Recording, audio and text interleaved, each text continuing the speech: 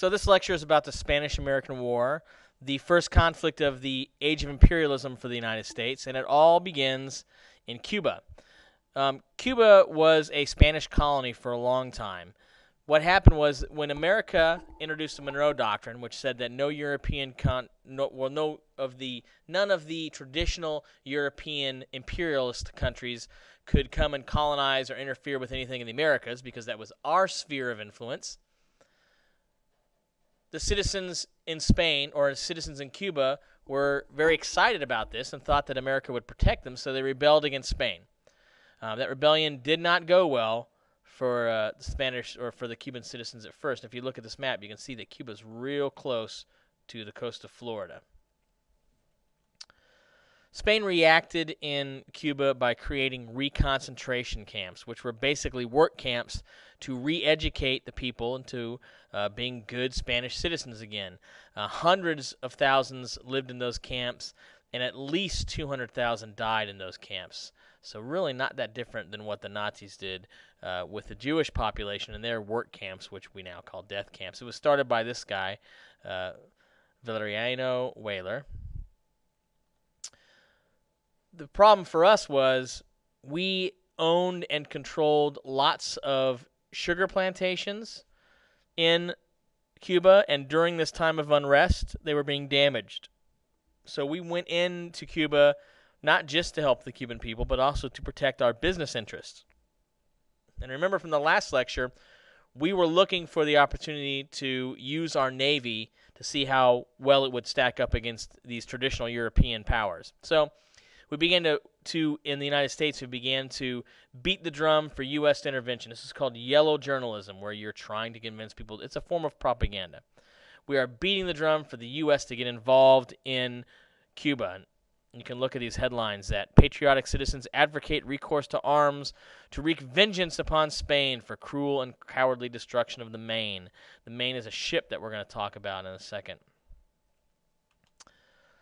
So during this period of this drumming up support for the United States going to war against Spain, all these sensational headlines showed up. Stories about how terrible the Cuban people were being treated by the Spanish began to show up, and a lot of people in the United States began to agree that we needed to get involved to help Cuba and to avenge for the destruction of the USS Maine, which we'll talk about now.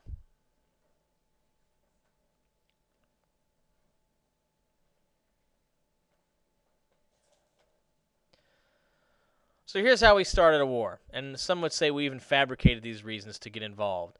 The USS Maine was sitting in Havana, Cuba, the capital of Cuba, to protect American citizens as a show of power, that don't mess with the Americans because we will attack you, Spain, if you do. Here they are on the bridge of the USS Maine. The problem was it blew up. It exploded one evening. Here's what remains of the USS Maine in the middle of this mooring down here. Today, it's still a mystery as to what happened. There are lots of different theories. One theory is that the Cubans did it so that we would get involved with their cause. One theory is that the Spanish did it. The last theory is that the United States did it themselves so that we would have a reason to go to war. But really, the real cause of that blow-up is a mystery. In the Philippines, which is right next to Japan, the Filipinos were rebelling against the Spanish, and so the Spanish had two different revolutions going on at the same time, one in Cuba and one in the Philippines. We, of course, support the Filipinos in their rebellion against Spain, but we also see the Philippines as a potential military base where we can reach into Asia real easy. You can see the Philippines is right south of Japan here, but right next to China, close to Australia, a great place for us to establish a military base. Spanish didn't want a war, but our one condition was that if they could give the Cuban country its independence, we would not go to war with them. They refused to do that, so we declared war on Spain. And you know what? We will finish this. Well, Congress recognized Cuba as an independent country before it declared war on Spain, and we'll finish this in the next segment.